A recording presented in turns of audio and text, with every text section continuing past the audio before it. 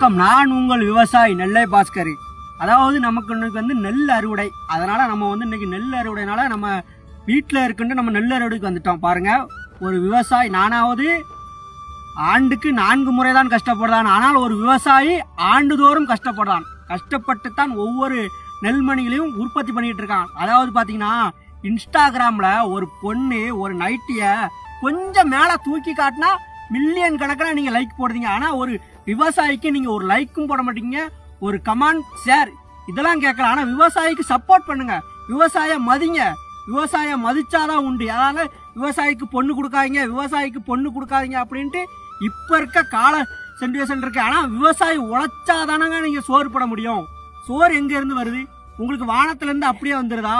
ஒரு விவசாயி சேற்றுல காலை வச்சு கஷ்டப்பட்டாதான் இந்த நெல்மணிகளை உற்பத்தி பண்ண முடியாது. அதனாலதான் நாங்க வந்து சேற்றுல காலை வச்சாதான் நீங்க வந்து சோற்றுல கை வைக்க முடியும்.